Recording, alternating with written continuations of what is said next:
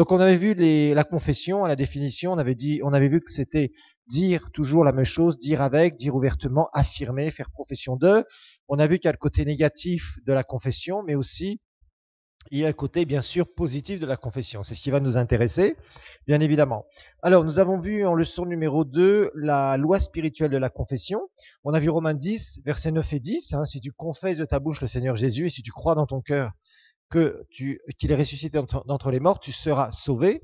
Donc on a vu clairement qu'il y a une relation entre la foi et la libération de notre foi. Et la libération de notre foi, principalement, j'ai pas dit seulement, mais principalement, va se faire avec notre bouche. C'est comme ça que la parole de Dieu fonctionne.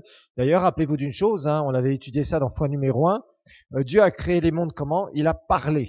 Et Dieu est un Dieu de foi. Rappelez-vous que Dieu ne peut pas vous demander d'avoir quelque chose que lui-même n'a pas ou n'est pas. Voilà. Il est amour. Nous avons l'amour et nous devons manifester l'amour.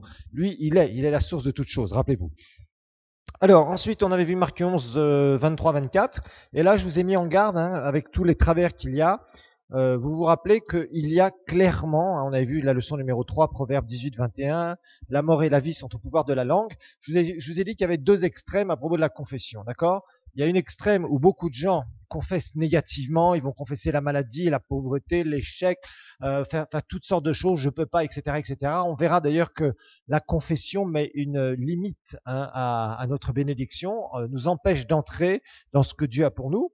Et puis il y en a d'autres maintenant, alors là, je les appellerais les grands confesseurs, c'est-à-dire des gens qui n'arrêtent pas de vouloir parler, et puis finalement, ils n'ont pas la foi. Alors, toute cette leçon, c'est relaté à avoir d'abord la foi et ensuite à la libérer. Ok? Je vous rappelle que si vous confessez des choses qui sont complètement au-dessus de votre foi, qui ne sont pas du tout en proportion avec votre foi, vous n'aurez absolument aucun résultat. Donc ça, il faut vraiment faire attention, parce qu'aujourd'hui, on est vraiment dans des travers de plus en plus, où des gens se prennent pour des grands, se prennent pour des super costauds, se prennent pour des géants spirituels, sauf que le jour où ils sont confrontés à leur réalité, ils tombent. Et on en a de plus en plus comme ça, parce qu'il ne se passe rien, donc on leur fait des grandes confessions, on montre qu'on est des grands, vous voyez, toutes sortes de trucs comme ça, et je vous assure, ça c'est en train de bousiller beaucoup de chrétiens, parce que beaucoup de chrétiens sont en train de se créer un monde virtuel qui est complètement faux, dans lequel ils pensent que parce qu'ils vont juste parler, alors ça va se produire. Et je vous ai montré aussi une chose, c'est qu'il faut faire très attention, parce que il y a beaucoup de prédicateurs qui commencent à tomber dans l'aspect de la pensée positive, de parler des choses. C'est vrai qu'ils utilisent les principes bibliques, mais en enlevant la source, en enlevant le Seigneur. Et ça, c'est extrêmement dangereux, vous voyez, extrêmement, extrêmement dangereux. Donc, il faut absolument avoir un équilibre. Et rappelez-vous, dans tout enseignement, en tout cas, à l'Institut biblique ici, je vous donne, et j'essaie toujours de vous donner, les deux travers, les deux fossés dans lesquels il ne faut pas tomber. Donc, vraiment, veillez toujours à ça dans votre vie. Ok? Alors, on a vu qu'on a la pensée de Dieu. Dieu parle de la pensée dans sa parole, parce qu'avant, il y a bien des années, on ne pouvait pas avoir une pensée positive. C'était vraiment être orgueilleux. Non, c'est pas orgueilleux, mais il faut faire attention. Je vous dis, les deux travers, toujours, il faut toujours surveiller les deux côtés. Alors, on a vu que la méditation de la parole de Dieu, bien sûr, c'est quelque chose qui est très important. On a vu aussi qu'il fallait se créer une plateforme de foi. C'est pas au moment où tout va mal qu'il faut sauter sur la doctrine de la foi et de la confession. C'est s'entraîner régulièrement. Je vous ai montré que toutes les armées du monde faisaient quoi? Passaient leur temps, en temps de paix, à s'entraîner, à connaître exactement comment telle arme va fonctionner, les nouvelles technologies, les machins, les trucs, ils s'entraînent physiquement, etc. Parce qu'ils savent que s'il y a une alerte et qu'ils doivent être sur le terrain où il y a des conflits, qu'est-ce qu'ils doivent faire? Ils doivent être prêts. S'ils ne sont pas prêts, ils auront des problèmes. Et souvent, malheureusement, les chrétiens ne sont pas prêts. Les chrétiens ne sont pas prêts, ils sont là, ils vont à l'église, ils chantent leurs petites chansons, ils écoutent leurs prédications, ils donnent leurs dîmes et les offrandes, plus ou moins régulièrement d'ailleurs, et puis après, voilà, ils prient le matin pour que tout aille bien, que le Seigneur les bénisse, blablabla. Bla, bla, bla. Ils vivent une petite vie chrétienne qui finalement ne développe pas leur foi. Et ça, c'est pas bon du tout. En tout cas, si tu es comme ça, tu dois changer. Si tu ne veux pas changer, le jour mauvais qui arrivera, tu pourras rien faire. Tu vas te retrouver par terre. Pourquoi? Parce que ça ne sera pas le temps de commencer à confesser et ou d'essayer d'avoir la foi par rapport à ce qui va se passer dans ta vie. Tu dois être fort, rappelez-vous, Éphésiens 6, c'est clair, Paul nous le dit. Alors, ce que nous devons confesser, leçon numéro 4, c'est là où on en est et on va continuer, d'ailleurs on va terminer je pense dans 7 heures, normalement, espérons, parce qu'après il y a d'autres choses à dire. Alors maintenant, notre confession, en tant que chrétien né de nouveau, en tant que nouvelle créature en Christ, eh bien, elle doit être basée autour d'un certain nombre de points. Vous savez, moi je vois beaucoup aujourd'hui qui cherchent à avoir des choses très profondes, spirituelles, à vouloir des révélations, à vouloir faire des grands trucs, etc., etc. Mais il y a quelqu'un qui a dit une chose. À partir du moment où vous ne maîtrisez pas les bases, vous connaissez rien. Ça, il faut vraiment que vous le sachiez. C'est pour ça que dans cet institut, ce que on fait régulièrement, c'est qu'on est parti vraiment de la base, de la base, de la base, et chaque cours est fondé sur une base qui souvent même utilise ce qu'on a fait précédemment. Vous voyez? Parce que trop de gens, on veut les enseigner à un niveau beaucoup trop élevé. Et quand on t'enseigne à un très grand niveau, un jour, un grand serviteur de Dieu qui enseignait beaucoup, beaucoup, beaucoup sur la foi, c'était Kenneth Hagin, il était là, il enseignait vraiment des trucs très profonds sur la foi, parce qu'il a eu beaucoup de révélations à partir de la parole de Dieu sur la foi, il a pratiqué des choses, il a vu vraiment des choses, des très grands miracles dans son ministère, et un jour le Seigneur lui a dit, mais arrête d'enseigner les gens comme ça, qui n'ont aucune base, dans des niveaux importants de foi, parce qu'ils comprennent rien.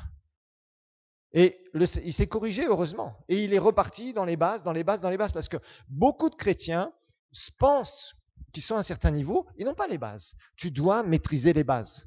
Ce que tu apprends là, c'est pas un truc que tu vas, pratiquer régulièrement en 2 jours. Ça va prendre du temps, ça va t'obliger à changer tes façons de penser, ça va t'obliger de changer tes façons de te comporter par rapport à la parole de Dieu, par rapport aux circonstances. Il y a des moments où tu vas échouer, il faut le dire. Et là, il va falloir que tu te reprennes. L'important n'est pas d'échouer par rapport à certains défis de foi. L'important, c'est de savoir, de prendre une leçon, de revenir en arrière et de se dire pourquoi est-ce que à ce moment-là, j'ai vécu ça ou j'ai eu tel et tel problème dans lequel je ne me suis jamais relevé. Voilà. Ça, c'est quelque chose qui est important. Si vous ne le faites pas, vous n'arriverez jamais à progresser. Mais les bases fondamentales, ces principes, vous ne pouvez pas passer à côté. Ça, je vous le dis franchement, n'essayez pas de croire des super grands trucs, de confesser des super grands trucs, de penser que vous êtes des géants dans la foi. Non, passez par les bases. Le jour où tu maîtrises les bases, tu vas commencer à monter de classe. Le Seigneur va commencer à t'amener beaucoup plus loin, mais tu dois d'abord passer par la base. Franchement, aujourd'hui, beaucoup de gens, on leur fait des séminaires, ils sont incapables de comprendre. Franchement, ils comprennent peut-être avec leur tête, parce que là, ils ont les versets bibliques, etc. Mais ils comprennent pas avec leur cœur. Ça ne se révèle pas dans leur vie. Donc finalement, ça fait une espèce de truc émotionnel, de truc où les gens pensent qu'ils sont là, et finalement, quand le jour mauvais arrive, c'est là où il n'y a plus personne. Et alors, ils sont bourrés d'illusions et d'un seul coup, tout tombe, tout leur château de cartes tombe parce qu'il y avait de l'air dedans et tout s'écroule et ils se retrouvent à dire finalement, oui, en fait, le Seigneur voulait pas me le donner, peut-être qu'il a permis ça dans ma vie pour que ceci, pour que vous voyez, ils reviennent dans toutes les excuses des religieux. Et ça, c'est pas bon. Donc, apprenez ces principes, travaillez dessus jour après jour, semaine après semaine, mois après mois, année après année. Et vous allez au fur et à mesure progresser. Alors, on a vu qu'on devait comprendre notre rachat, parce qu'il y a beaucoup de choses qu'on va confesser et qui ont un rapport avec quoi? Avec l'œuvre de Jésus, bien sûr. Pourquoi? Parce que l'œuvre de Jésus nous a acquis certaines choses. Donc, c'est la nouvelle alliance en Christ dans laquelle nous sommes. Ça veut dire qu'il y a des promesses. Et à partir du moment où il y a des promesses, rappelez-vous, on ne peut pas croire quelque chose en dehors de ce que Dieu a dit ou de ce que Dieu nous dit personnellement. Rappelez-vous de ça. Ça, c'était des bases fondamentales. Et à ce moment-là, qu'est-ce qui se passe? Comme Jésus a accompli son œuvre, bien évidemment, il va falloir qu'on prenne racine dans la parole de Dieu. On prenne racine dans la parole de Dieu. Et franchement, il est temps que l'Église revienne à la vraie parole de Dieu. Franchement, moi je trouve que des fois j'entends des enseignements, des sermons.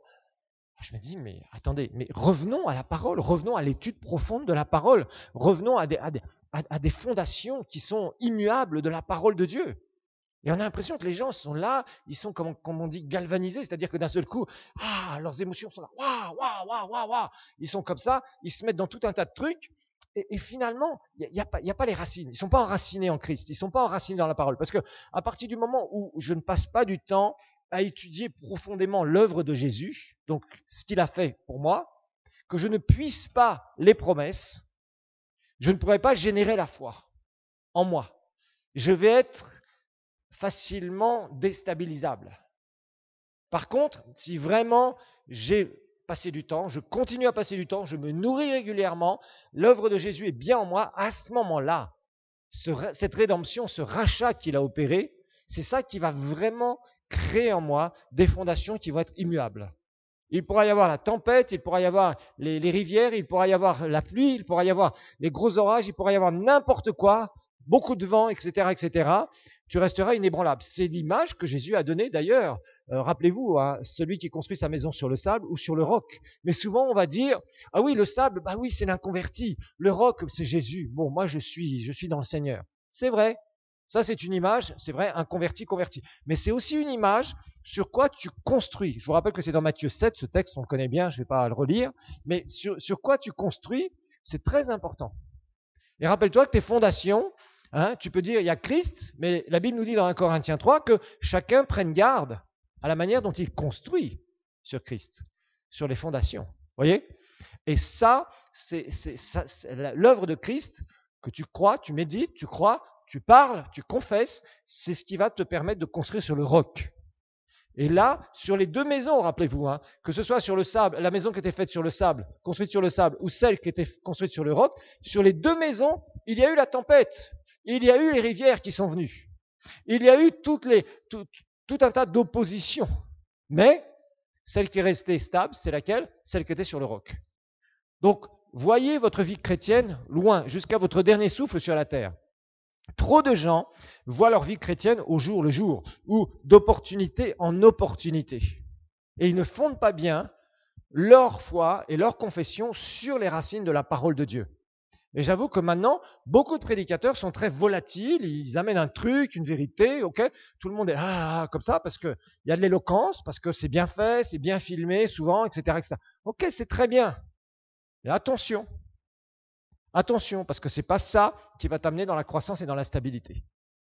Rappelez-vous que c'est un travail personnel que vous devez faire. Et j'insiste en cette fin de première année d'Institut biblique, parce que maintenant vous avez pas mal d'enseignements derrière vous. Maintenant, il est temps aussi de plus que pratiquer, vous voyez, et de vraiment créer ses racines. Alors, on avait vu dans Galates 3.13 que Christ nous a racheté de la malédiction de la loi, étant devenu malédiction pour nous. Alors, on avait vu que la malédiction de la loi, il y avait 3 volets. La pauvreté, ok, on avait déjà vu ça. Et être pauvre, être trouvé pauvre, c'est pas de ta faute. Tu es là, tu te retrouves dans la pauvreté parce que tes parents étaient pauvres, parce que tes grands-parents étaient pauvres, ou que il y a des problèmes de pauvreté dans la famille, ok. Mais rappelons-nous d'une chose, nous avons été rachetés de cette malédiction. Donc obligatoirement, il y a un moment dans ta vie, et ça va montrer la pénétration de la parole de Dieu en toi. C'est pas tes amen, tes alléluia, tes belles déclarations, tes beaux trucs, ta super connaissance biblique qui montrent qui tu es.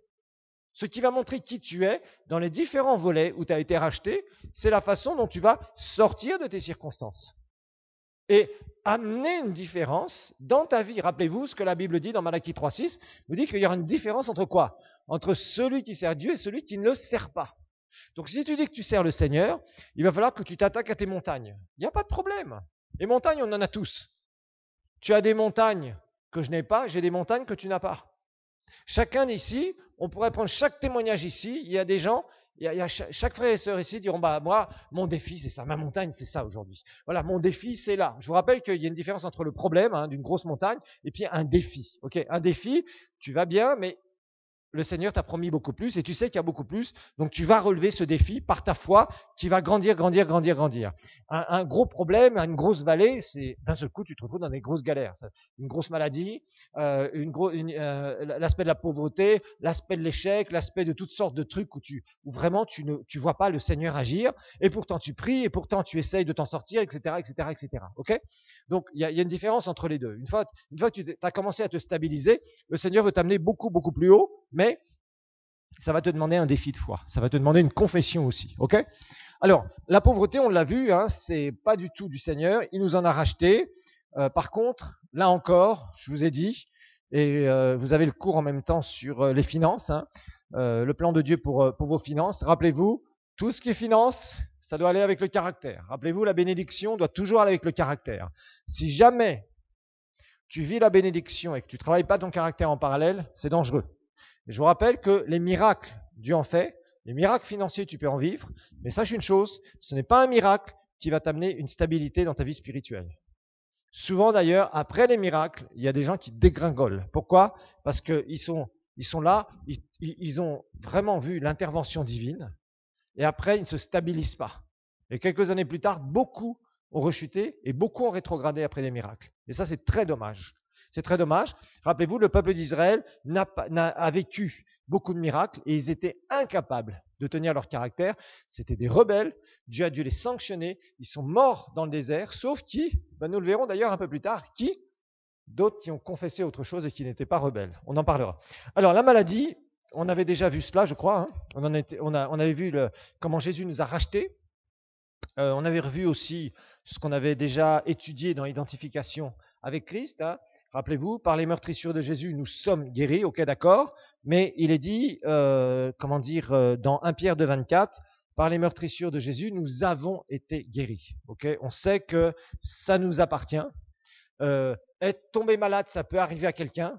Maintenant, rester malade, ça, ce n'est pas une bonne chose et ça ne fait pas partie de ton alliance. La maladie, à la base, vient du diable. D'accord? Alors, je vous rappelle que quand on commence à confesser la maladie, on attire ces choses-là. On attire. Beaucoup de gens confessent négativement, ils confessent la pauvreté constamment, ils confessent la maladie, ils confessent l'échec, ils confessent la domination du diable sur eux. Et qu'est-ce que ça fait? Ça attire davantage, ça donne davantage un pied pour que l'ennemi vienne et s'empare de ta vie, ait de l'influence dans ta vie. Rappelez-vous d'une chose, nous sommes dans ce monde, mais nous ne sommes plus de ce monde. Nous sommes du royaume de Dieu, mais les ténèbres nous entourent. Nous savons que Adam et Ève ont légué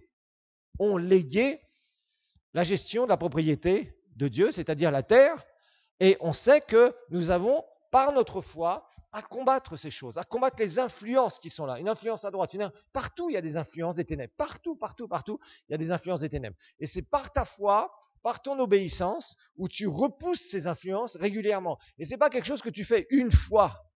C'est quelque chose que tu dois faire régulièrement. Si tu ne le fais pas, c'est ces ténèbres, ce monde de ténèbres qui, petit à petit, gagne du terrain. Voyez? Et parfois, quand on se relâche, moi j'ai remarqué, si je me relâche, l'influence du monde essaie de revenir. Donc constamment, vous voyez, c'est constamment une bataille contre l'influence du monde. Et ça, cette bataille, tu ne la gagnes pas une fois. C'est quelque chose que régulièrement, tu dois changer tes façons de penser, tu dois changer tes façons de croire, tu dois changer tes façons de parler, tu dois changer tes façons de te comporter. Et c'est là où les ténèbres sont repoussées régulièrement, c'est-à-dire que les ténèbres ne peuvent pas venir par influence. Et je vous rappelle qu'il y a beaucoup de choses qui peuvent se passer, surtout si nous venons de familles qui sont inconverties, qu'on était les premiers à être sauvés. Il y a beaucoup d'influences générationnelles qui essaient de revenir contre nous. Et nous devons les tenir à l'écart. Nous ne sommes plus sous la malédiction, nous sommes sous la bénédiction, mais ces ténèbres essaieront de nous influencer, parce qu'ils ont influencé nos familles pendant des années et des années et des années, ou des générations, vous voyez. Donc c'est important de comprendre ce principe, afin de se dire, bon, c'est pas la peine d'être non plus dans un combat. Vous savez, il y a des gens, ils vous disent, ah, je combats le diable. Non, c'est pas ça du tout. D'abord, tu n'as pas à combattre le diable, tu as simplement à proclamer la victoire de Jésus. C'est pas la même chose. Ce que Jésus t'a acquis. Et ça, tu dois apprendre à le faire. Hein, on n'a pas à se bagarrer contre l'ennemi. Jésus l'a vaincu pour nous, pour que nous puissions, ni plus ni moins quoi faire, eh bien, simplement proclamer ce qui nous appartient. Ça, c'est très simple. Alors, mort spirituelle, on en était là, hein, et on a vu dans Genèse chapitre 2 que Adam et Ève ont donné la domination à l'ennemi sur la terre, hein, dans le jardin d'Éden. On avait vu ces versets, je crois, non? On a vu ces versets, hein, c'est ça. D'accord, on a vu ces versets. Ok. Alors, en mourant, tu mourras, je vous rappelle, hein, c'est conséquences mort spirituelle qui amènent la mort physique, hein, le processus de mort physique, etc., etc., etc. Alors, Colossiens 1,13 hein, nous dit bien, Colossiens 1,13, Colossiens 1,13, ça je vous rappelle, c'est un verset sur lequel vous devez vraiment, vraiment, vraiment méditer régulièrement. Colossiens 1,13.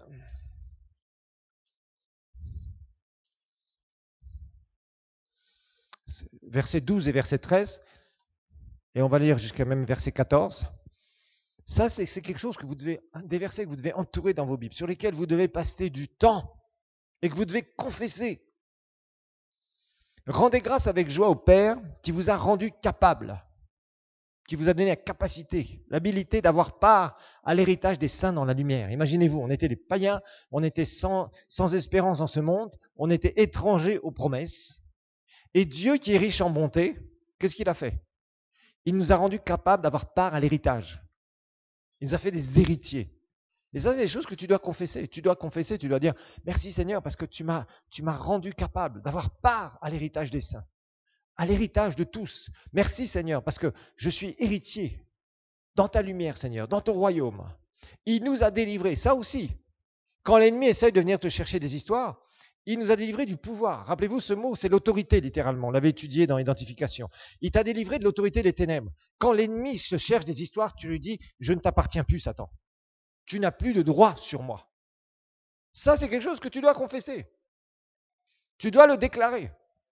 Tu as tes combats, l'ennemi essaye de t'influencer. Tu dois dire clairement, Satan, je ne t'appartiens plus. Je déclare que j'ai été délivré de l'autorité des ténèbres, de ton royaume de ténèbres. Et que j'ai été transporté, j'ai été transporté dans le royaume de son Fils bien-aimé, de Jésus, le royaume du Seigneur. Ça, tu dois le dire avec ta bouche, tu dois le proclamer avec ta bouche. En qui j'ai, vous voyez, vous personnalisez. Quand vous confessez, vous personnalisez. Vous prenez des versets et vous les personnalisez. Vous ne dites pas nous, vous, parce que Paul s'adresse à des gens. Mais quand tu lis de tels versets, de telle puissance, de telle vérité, il faut que tu apprennes à personnaliser. Vous voyez? Je rends grâce avec joie au Père, à mon Père, qui m'a rendu capable d'avoir part à l'héritage des saints dans la lumière. Alléluia, Seigneur, merci. Il m'a délivré. Vous voyez? Vous dites, verset 13, il m'a délivré. C'est ça qu'il faut confesser. On personnalise. Il m'a délivré. Seigneur, tu m'as délivré. Merci, Seigneur, parce que tu m'as délivré de l'autorité que les ténèbres avaient sur moi. Merci, parce qu'il n'y a aucune malédiction dans ma vie, Seigneur. Merci, parce qu'il n'y a ni malédiction de pauvreté. Même si tu es encore dans la pauvreté, il n'y a pas de malédiction de pauvreté. C'est parce que tu n'as pas encore compris comment tu peux débloquer certains mécanismes pour d'abord passer de la pauvreté vers quoi? Vers au moins la provision. Parce que les gens parlent, vous voyez, là encore, on essaye de faire sauter d'une marche tout en bas, pouf, 3 étages. C'est pas possible. En un seul pas, tu ne peux pas monter 3 étages. C'est pas possible. Tu dois monter marche après marche. Et avant de parler de prospérité, de richesse, peut-être qu'on te fait miroiter par des petits miracles soi-disant ou des trucs qui n'existent pas, eh bien avant ça, tu dois comprendre que tu dois passer de la pauvreté d'abord à la provision. Avoir un minimum de choses dans ta vie. La base. Et on en a parlé les dernières fois. Et après, tu dois comprendre que une fois que tu es pourvu, c'est pas seulement ça. À partir de la provision, tu dois arriver vers la prospérité. Et ça va être un long chemin des fois. Vous savez, dans les finances, parfois, c'est un long chemin. Des fois, ça prend vraiment du temps. Des fois, ça prend des années. Mais peu importe. L'important, c'est pas le résultat que tu veux voir tout de suite. L'important, c'est que tu sois sur la bonne route. Vous voyez, parce que parfois, on est sur des mauvaises routes, entre guillemets, et on est là, on persévère sur la mauvaise route pendant des années. Puis un jour, on se dit, apparemment, c'est pas la bonne route. Donc, vaut mieux s'apercevoir rapidement. Si tu n'es pas sur la bonne route, tu changes. Tu reviens en arrière et tu reprends la bonne route. Apprenez à faire ça dans vos vies spirituelles. On peut tous se tromper de route, on peut tous se tromper de chemin. Ça arrive à tout le monde. Moi, ça m'est arrivé bien des fois dans ma vie spirituelle, où je me suis trompé. Je pensais être dans une vérité, dans quelque chose, puis finalement, je me suis aperçu que c'était pas ça. Et il a fallu revenir en arrière. Dire, Seigneur, je me suis trompé, voilà. Je me suis vraiment trompé, pardon Seigneur. Et à ce moment-là, qu'est-ce qu'on fait? On reprend la bonne route. L'important, c'est que tu sois sur la bonne route. Et que tu continues sur cette route, même si tu marches tout doucement. L'important, c'est de toujours avancer. Toujours avancer. Et là, tu continues à proclamer la parole de Dieu. Seigneur, merci parce que tu m'as transporté dans ton royaume. Le royaume de ton Fils bien-aimé. Seigneur, merci parce que je suis ton enfant. Je suis héritier du royaume. J'ai la rédemption, Seigneur, parfaite. Je ne suis plus sous la malédiction. Ça, c'est des choses que tu dois confesser. Avec ta bouche, seul à seul. Tu n'as pas besoin d'être là où il y a un prédicateur qui te donne des grandes phrases à répéter. Ça, c'est bien pour t'apprendre. Aujourd'hui, tu es à l'école, entre guillemets. Tu es à l'école de Dieu. Mais maintenant, qu'est-ce que tu fais? Tu sors d'ici, tu fais quoi? Tu fermes ta bouche et t'attends de revenir ou t'attends d'avoir quelqu'un qui te motive pour faire une confession? Non, c'est pas comme ça que ça marche. Donc vraiment, il faut qu'on... Ça va te demander un effort, ça va te demander de changer tes façons de penser, ça va te demander de te repositionner correctement, de prendre le bon chemin. Maintenant, si tu as péché, si tu as dévié de certaines choses, si tu as un cœur qui n'est pas droit, repens-toi. Parce que là aussi, ça sert à rien de confesser des choses. De toute façon, tu n'auras jamais la foi si tu n'es pas en règle avec le Seigneur. Ça, c'est clair. Donc, il faut apprendre à mettre sa vie en règle avec le Seigneur, à faire attention à sa communion avec le Seigneur. Et après, qu'est-ce qu'il faut faire? Après, tu motives ta foi. Et après, tu confesses ta foi. Alors maintenant, nous allons voir les 3 volets de la bénédiction d'Abraham. On va reprendre Galates 3, les 3 volets de la bénédiction d'Abraham. On va reprendre Galates 3 et on va lire le verset 14. On va relire le verset 13, mais c'est surtout le verset 14. Galates 3, 14 qui va nous intéresser.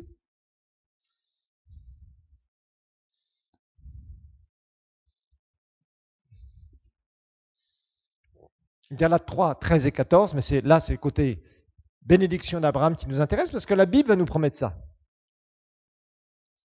La Bible va nous promettre la bénédiction d'Abraham, que nous l'avons. Donc verset 13, Galates 3, Christ nous a racheté de la malédiction de la loi, ça on l'a vu, car il est écrit maudit soit quiconque est pendu au bois. Et regardez bien, afin que pour les païens c'est les non-juifs. Les non-juifs, c'est nous tous. À moins qu'il y ait un Israélite de souche ici, mais apparemment il n'y en a pas. Un descendant d'Abraham direct, je ne pense qu'il n'y en a pas ici. Alors, il est dit afin que pour les païens, la bénédiction d'Abraham, regardez ça, et entourez ça dans vos Bibles, la bénédiction d'Abraham qui se trouve en Jésus, et que par la foi, nous recevions la promesse de l'Esprit.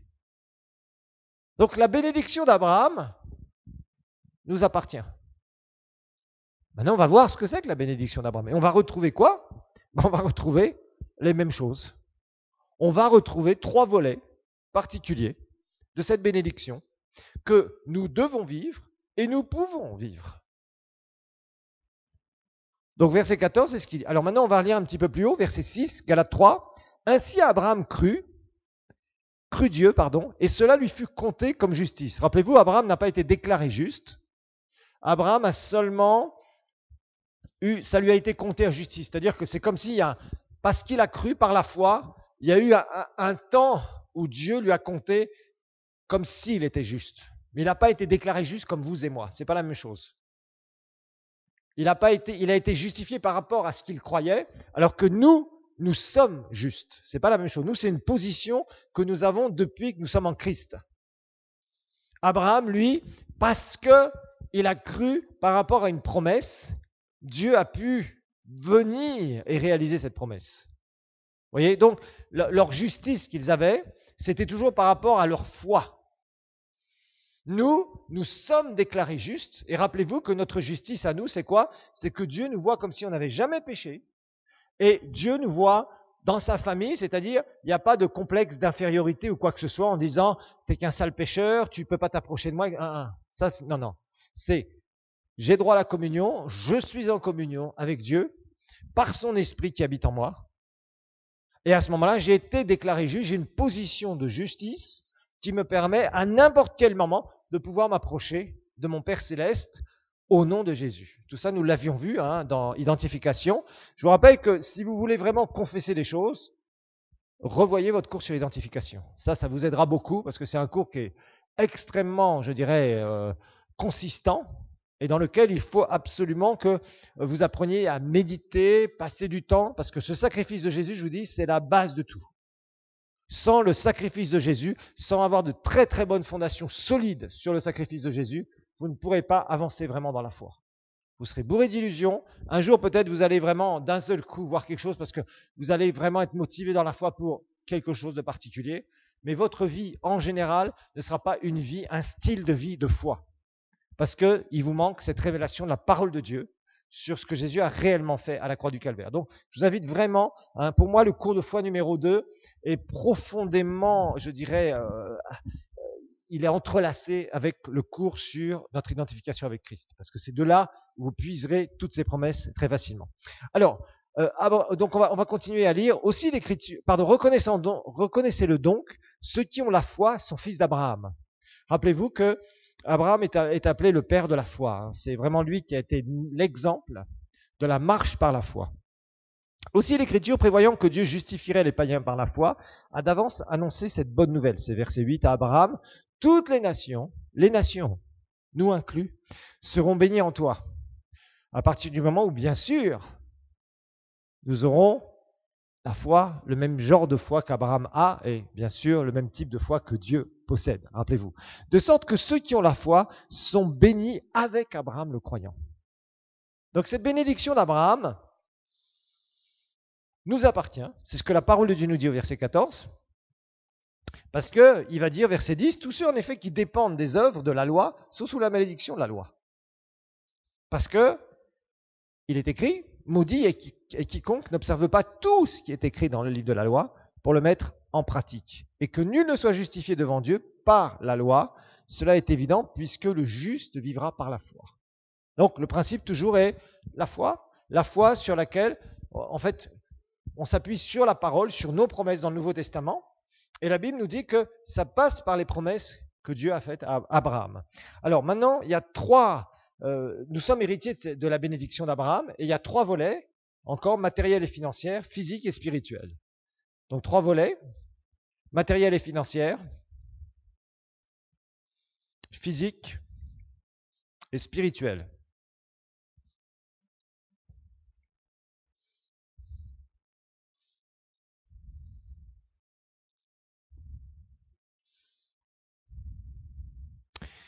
Donc 3 volets de la bénédiction d'Abraham, matériel et financier, 1, physique, numéro 2, 3, spirituel.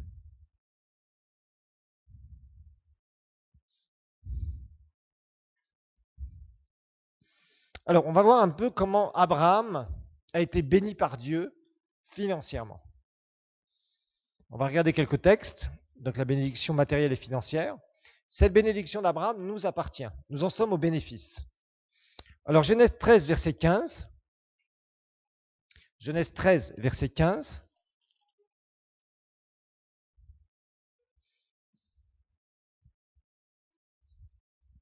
Genèse 13, 15. Dieu va donner un pays entier à Abraham et à sa descendance. Un territoire entier. Un territoire entier. Regardez bien.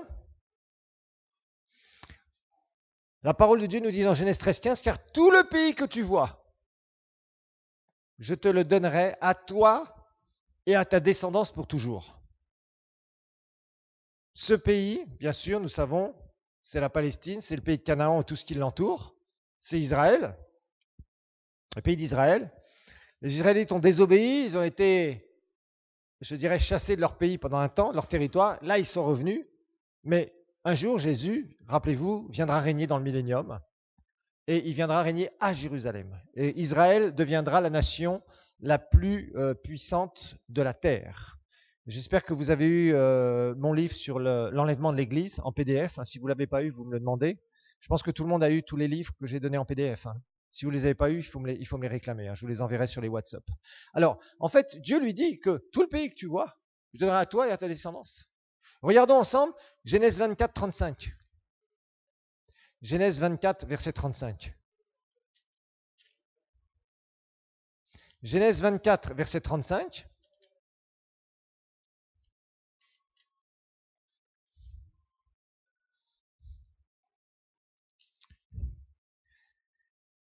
C'est Dieu qui envoie son serviteur et,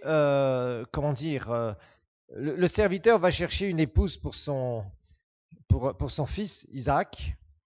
Et ce serviteur va faire, va faire une déclaration vraiment très intéressante sur Abraham, la fin de la vie d'Abraham. Là aussi, frères et sœurs, c'est pas au début de ta vie que tu vas voir ces promesses se réaliser. C'est quand tu vas commencer à avoir un certain âge où tu dois voir ces promesses se réaliser. Si tu es en Christ et que tu as pratiqué la parole de Dieu, tu vas voir ces choses-là se réaliser. Maintenant, si tu es arrivé en Christ depuis seulement peu d'années et que tu es déjà dans un âge avancé, mets ces principes en marche et tu les verras s'accomplir. Regardez un peu ce que le serviteur va dire. Verset 34. Alors il dit, je suis serviteur d'Abraham. Regardez bien. L'Éternel a quoi? A grandement béni. Pas un petit peu. Grandement béni mon Seigneur, qui est devenu un homme important, c'est-à-dire influent. Il lui a donné du petit et du gros bétail, de l'argent, de l'or, des serviteurs, des servantes, des chameaux et des ânes. Abraham était extrêmement riche. Extrêmement riche. Un des volets de la bénédiction d'Abraham, justement, c'est que il y a une bénédiction matérielle pour nous. Je vous rappelle que dans cette vie, nous avons des promesses. Ça doit être un refus pour toi de rester dans la pauvreté si tu y es, dans le manque, et même seulement dans la provision. Tu dois au bout d'un moment arriver à la prospérité, c'est-à-dire à étendre tes finances. Bien sûr, c'est d'abord une question de foi, une question de confession, mais il faudra travailler dur pour ça. Il faudra être intègre dans tes finances, parce que beaucoup de chrétiens se sont compromis, surtout dans le continent où nous sommes actuellement. Plein de chrétiens font n'importe quoi et ils pensent que Dieu va les bénir. Mais si tu es dans la corruption, les histoires bizarres, comment veux-tu que Dieu puisse te bénir? Jamais il te bénira dans ces histoires-là. Jamais. Jamais, jamais, jamais. Par contre, si tu es quelqu'un d'intègre dans tes finances et que tu persévères et que tu as la foi, que tu es travailleur, que tu es bon gestionnaire, crois-moi, Dieu, au bout d'un moment, te fera percer quelque part là où personne d'autre n'a percé. Mais souvent, comme il y a des résistances à cause du royaume des ténèbres, les chrétiens, au bout d'un moment, lâchent et se compromettent. Et ça, c'est inacceptable. Ça, c'est absolument inacceptable. Tu fais ça, tu ne t'en sortiras jamais. Et même si tu fais semblant de monter, sache une chose, tes magouilles te récupéreront quelque part. Et il y a beaucoup de gens, ils se compromettent parce que c'est vrai que les pressions sont très fortes. Franchement, ici en Afrique, il y a tellement de pression sur la corruption. L'argent facile, il est là, mais tu dois compromettre ta conscience et tremper dans des saletés. L'argent difficile, il est là, mais il ne va pas se manifester tout de suite. Et malheureusement, beaucoup de gens, au bout d'un moment, lâchent. C'est parce que la parole de Dieu n'est pas en eux. La productivité, la prospérité nous appartient, mais attention, si tu n'as pas le caractère à côté, tu n'avanceras pas. Tu ne pourras jamais t'en sortir. Dieu ne fera jamais un miracle au moment où tu en as besoin. Dieu ne t'amènera jamais vers une vraie prospérité. Au contraire, ton argent, au bout d'un moment, deviendra une occasion de chute. C'est ça que les gens ne comprennent pas. Les gens voient toujours courtement. Ils te disent, qu'est-ce que je peux avoir aujourd'hui? Tu auras peut-être ça aujourd'hui, mais demain, tu vas rétrograder. Et ça, c'est dangereux. Très dangereux. Abraham était un homme intègre. C'était un bosseur, quand on étudie sa vie. C'était un éleveur, parce qu'à l'époque, il n'y avait pas beaucoup d'autres genres de boulot. Mais Dieu l'a béni. Et sa descendance a été bénie financièrement. Quand vous voyez Isaac, Dieu a fait des choses extraordinaires pour lui. Jacob, alors que c'était le rétrograde de la famille, entre guillemets, qui a fait plein d'histoires, qui a été le trompeur. Après, il a subi les conséquences de sa tromperie chez Laban, qui lui a donné une autre femme que la femme pour laquelle il avait travaillé dur. Et après, ce qui s'est passé, c'est que Dieu, à la fin, a commencé à vraiment le bénir quand Jacob était vraiment sur les rails. Il a accepté, il s'est fait humilier pendant des années, mais il était intègre. Avant, il s'est repenti. Après, il a travaillé, il s'est fait rouler. Le rouleur roulait, vous voyez, l'escroc escroqué, voilà, parce qu'il avait vraiment semé ça dans sa vie. Sauf qu'après, parce qu'il a marché d'une façon intègre avec le Seigneur pendant toutes ces années, où on a abusé de lui, on l'a escroqué, et bien au bout d'un moment, qu'est-ce qui s'est passé? Dieu l'a béni, a multiplié son troupeau, et il est parti avec de grandes richesses. Parce qu'il a marché dans l'intégrité. Et ça, c'est quelque chose sur lequel on doit travailler, frères et sœurs. Vraiment, vraiment, vraiment. Alors, là aussi, le fait de savoir que Dieu nous veut à la fois dans la provision et après l'autre étape dans la prospérité, ça prend du temps. Ça prend du temps. Même les plus grands prédicateurs qui enseignent vraiment correctement la parole de Dieu vous diront, ça prend du temps. C'est pas en 2 jours que ces choses-là se font. Mais on veut tous être dans une société où demain je suis riche, j'ai un témoignage, voilà, j'ai prié, j'ai ceci, et le Seigneur a fait ça pour moi. Ok, d'accord. Mais dans 10 ans, tu seras où d'abord? Et ce genre de témoignage, il y en a combien? C'est pas la majorité. La majorité du temps, des gens qui vont vraiment devenir prospères selon Dieu, Et ça ne se verra pas du jour au lendemain. Ça va prendre du temps. Je vous dis une chose. Ces gens-là, tu les repéreras et tu verras comment ils vont dire « J'ai été béni en toutes choses ». Ma relation avec Dieu est quelque chose de puissant maintenant. Vraiment, j'ai des bonnes personnes autour de moi. Je suis dans mes finances, vraiment, c'est super. Vous voyez, ça, c'est la vraie prospérité. Mais numéro 1, relation avec Dieu.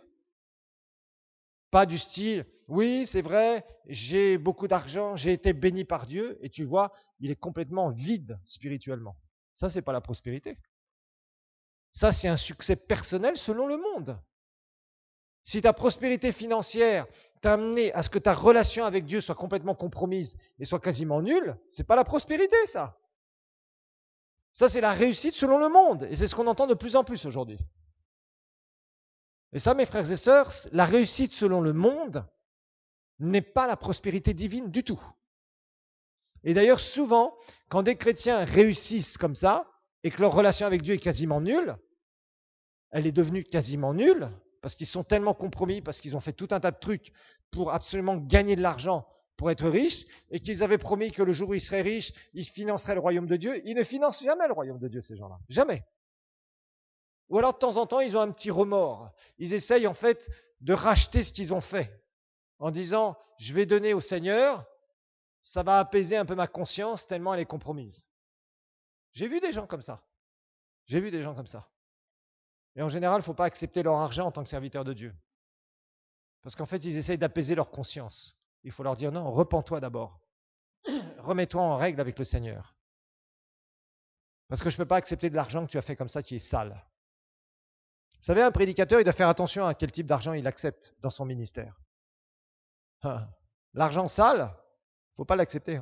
Je suis désolé de le dire. Des gens qui se disent être sauvés. Maintenant, si un païen vient et veut bénir un ministère, ça arrive parfois, de façon surnaturelle. Ça, c'est autre chose. Il est païen. Et après, on lui parle de Jésus, bien sûr.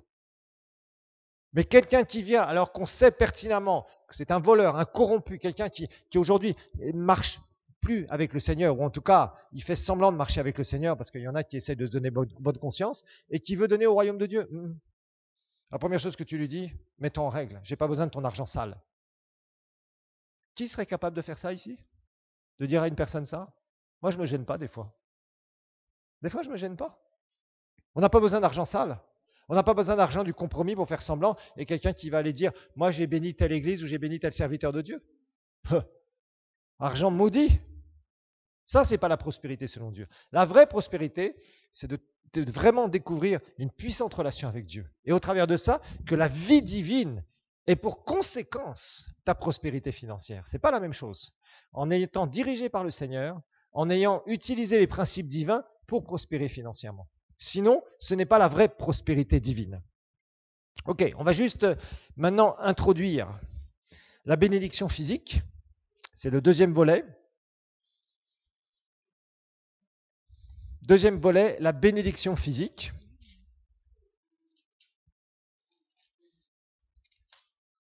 Vous savez, frères et sœurs, il faut vraiment revenir aux réalités de la parole de Dieu. Je vous assure, moi je vois beaucoup de chrétiens déraper dans tous les sens, pensant vraiment être des gens super spirituels, et ils ne le sont pas vraiment. Le succès prend la tête des gens. Mais le succès selon Dieu et le succès selon le monde, où on met un peu de Dieu dans la sauce, ça n'a rien à voir. Et malheureusement, aujourd'hui, beaucoup de gens sont sur ce chemin-là. Pas ton succès, c'est pas ta destinée. Ça c'est faux. Ça c'est la tromperie aujourd'hui. C'est la destinée que Dieu a pour toi, que tu as cherché dans sa présence, qu'il t'a révélé. C'est ça à quoi tu es appelé. Sinon, ça veut dire que tu vas te créer ta propre destinée et tu vas essayer de faire venir Dieu là-dedans. Tu vas être dans la volonté permissive de Dieu. Et je peux dire une chose, Dieu ne pourra que te limiter, te bénir d'une façon très limitée. C'est ça le gros piège aujourd'hui qu'il y a. Et beaucoup de gens se font prendre à ce piège parce qu'ils sont dans l'échec, parce qu'ils ont vécu des choses difficiles dans leur enfance, parce qu'ils sont dans la pauvreté, parce ils ont été maltraités, qu'on leur a dit que c'était des bons à rien. Ok, c'est bien, mais tu dois être restauré dans le Seigneur. Pas dans une psychologie. Pas dans des bons conseils. Non. Tu dois être restauré parce que vraiment Dieu est venu. Parce que tu as crié à lui et d'un seul coup, Dieu commence à te restaurer. Et tu t'attaches davantage à lui, non pas pour ce que tu vas avoir, mais pour qui il est. Et pour l'amour qu'il a pour toi. C'est pas la même chose. Et aujourd'hui, on focalise les gens vers un espèce de succès personnel de plus en plus. Mais je vous dis, ça, c'est pervers. Et il y en a beaucoup qui vont avoir de gros problèmes spirituels dans les prochaines années. Ça, je vous le garantis. Et c'est très, très dangereux, ce genre de choses. Genèse 13, verset 16. Dieu dit à Abraham, je rendrai ta descendance comme la poussière de la terre, en sorte qu'on ne pourra pas plus la compter que l'on ne peut compter la poussière de la terre.